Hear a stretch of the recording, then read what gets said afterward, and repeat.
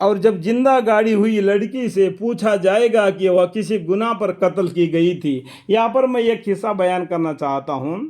جب ایک آدمی، جب اس کی عورت حمل میں تھی تو وہ جنگ میں یا تجارت میں باہر گیا تھا۔ کچھ دن کے بعد میں جب آ گیا، جب اس لڑکی کو وہ عورت سے پوچھا، میں جاتے وقت تم حمل سی تھی تو تیرے کو کون سا بچہ پیدا ہوا، لڑکا پیدا ہو گیا کیا لڑکی پیدا ہوگی؟ تو اس نے بولی کہ میرے کو لڑکی پیدا ہوئی تھی، اس لیے میں اس کو قتل کر دیا۔ تو اس نے کیا ہوا؟ بہت اچھا کیا۔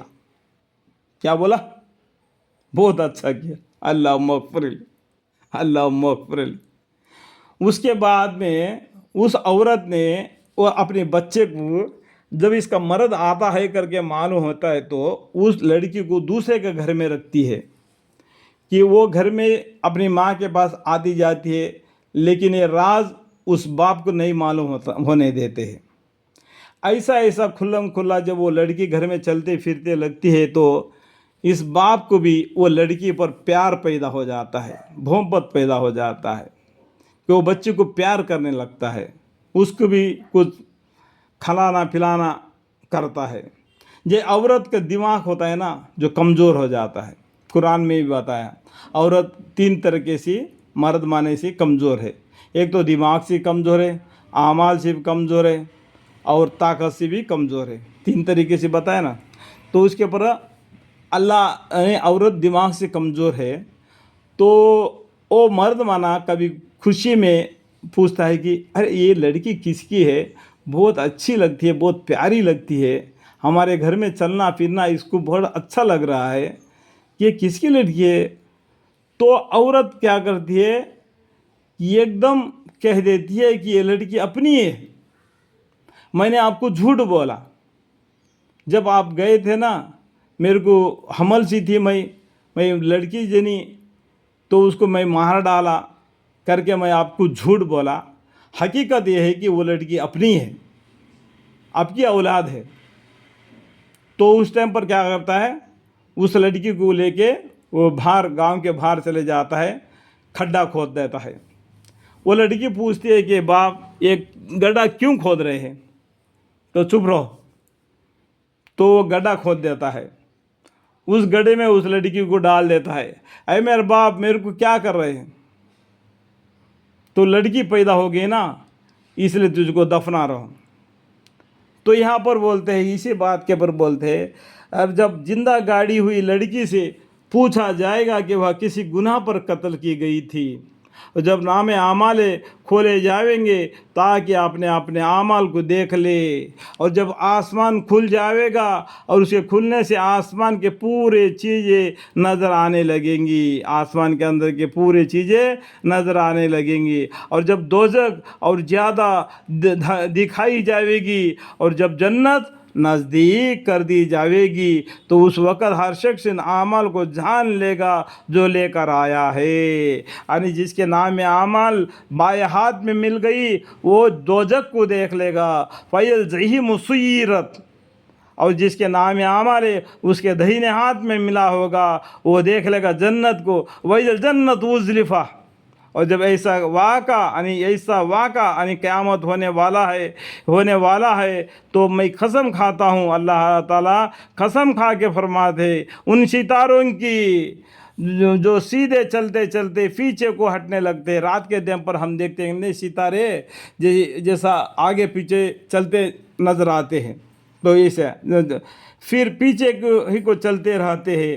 اس طریقے سے ان ستاروں کے قسم کھا کے فرما رہے اللہ تعالیٰ چلتے رہتے ہیں اور اپنے مطلع میں جا چھپتے ہیں، یعنی باقی ستاروں میں جا کے چھپ جاتے ہیں، آپ کو معلوم نہیں پڑتا ہے، یا سے ستارہ ٹوٹ کر نکل جاتا ہے اور کہیں جا کے چھپ جاتا ہے، ہم کو دکھائی نہیں دیتا ہے۔ وہ اللہ تعالیٰ اس کا بھی قسم کھا کے فرما رہے، اور اس کے بعد میں اور بھی قسم کھا کے فرما رہے، اور قسم ہے رات کی، रात का भी कसम खाकर फरमाते हैं, जब वह जाने लगे, यानी जब रात आता है और चले जाता है, उसके बाद में क्या आता है, दिन आता है। इसी तरीके से ज़िंदगी में अंदर भी खुशियाँ आती है, गम आती है, गम आती है, खुशियाँ आती है। इस तरीके से ज़िंदगी का रफ्तार चलते रहता है। और यहाँ पर क्या है, अल्लाह ताला क्या फरमा रहे हैं, और कसम है रात की जो वह जाने लगे, और कसम है सुबह की जो वह आने लगे। अल्लाह ताला रात और दिन का भी कसम खा के फरमाते हैं। आगे जवाब कसम है, अल्लाहुम्मा अग़फ़िरली।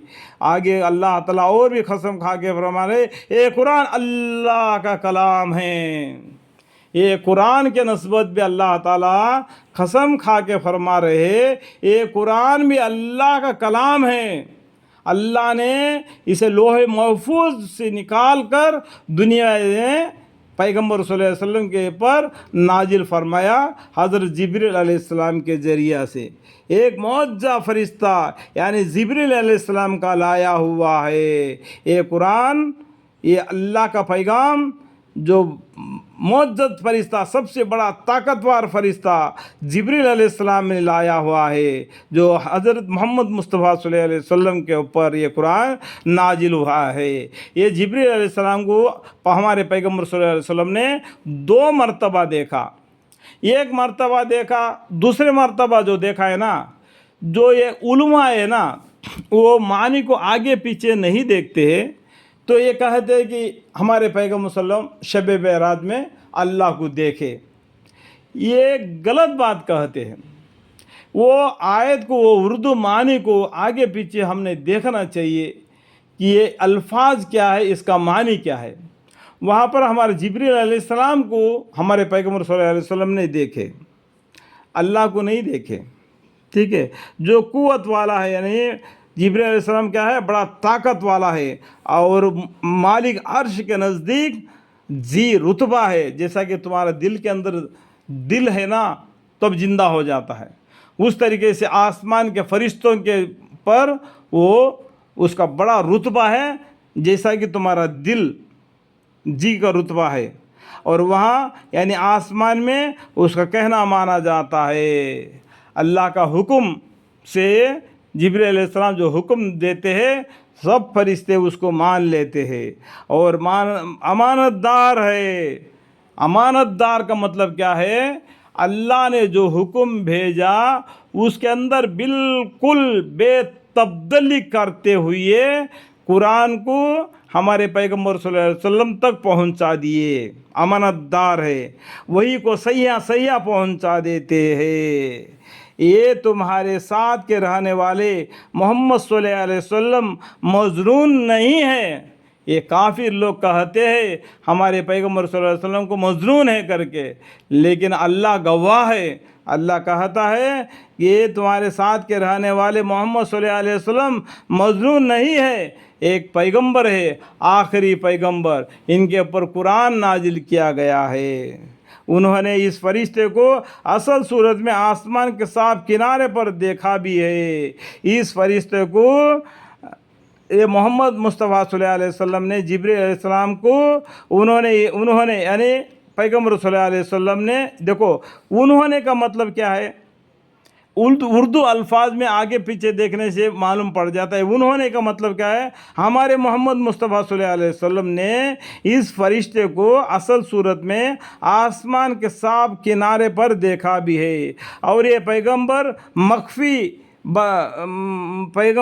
मख्फी बतलाई हुई वही के बातों पर बकल करने वाले भी नहीं है। जो अल्लाह के तरफ से हुक्म जो जिब्रील के पास पहुंचा है, इसके अंदर कोई अपने तरफ से मिलवा के जुलवा के तुमको बतलाने वाले नहीं है। जिस तरीके से हम लोग बयान में कुरान के आयतों के जगह पर और भी आप लोगों को समझाने के लिए हम मिलावट करते हैं ताकि इस आयत का, इस मफ़हूम का मानी समझ जाए। लेकिन जिब्रील अलैहिस्सलाम ने जो हुक्म अल्लाह के यहाँ से पैगंबर तक पहुँचा दिया, उस पैगंबर सल्लल्लाहु अलैहि वसल्लम ने इसमें कोई भी बखल नहीं किया, बिल्कुल साफ साफ बतला दिया। हुई कि बातों पर बखल करने वाले भी नहीं। और ये कुरान किसी शैतान मरदूद का कही हुई बात नहीं है, یہ کسی شیطان مردود کا کہی ہوئی بات نہیں ہے۔ جب یہ ثابت ہے تو تم لوگ اس کے بارے میں کدھر کو چلے جا رہے ہو؟ اتنا بتلانے کے باوجود، اتنا قسم کھا کے بتلانے کے باوجود بھی تم لوگ یعنی ہم لوگ انسانوں کو اللہ تعالیٰ بولتے ہیں تم کدھر الٹے چلے جا رہے ہو، کدھر چلے جا رہے ہو؟ بس یہ تو بالعموم دنیا جہان والوں کے لیے ایک بڑی نصیحت نامہ ہے۔ یہ قرآن صرف مسلمانوں کے لیے نہیں بلکہ پورے دنیا جہان والوں کے لیے ایک نصیحت نامہ ہے، اور بالخصوص ایسے شخص کے لیے جو تم میں سے سیدھا چلنا چاہیے، جو یہ دن الصراط المستقیم کے راہ پر چلنا چاہتا ہے اس کے لیے بالکل صحیح ہے۔ اور تم بدون خدا کے رب العالمین کے جائے کچھ نہیں چاہ سکتے، اللہ کے حکم کے بغیر تم کچھ بھی نہیں چاہ سکتے۔ جو چاہنا ہے دین اسلام کے راہ پر چلنا ہے تو اللہ کے چاہنے پر ہوتا ہے۔ اللہ مالک پروردگار عالم آپ کے چاہنے پر مجھے، میری بیوی، میرے بچے، میرے پورے خاندان وسیلہ تا قیامت نسل با نسل ان سب کو دین اسلام پر چلنے کی توفیق عطا فرما، اور قرآن کی تعلیم دے اور معنی کے ساتھ پڑھنے والے بنا دے مالک۔ آمین ثم آمین والحمدللہ رب العالمین۔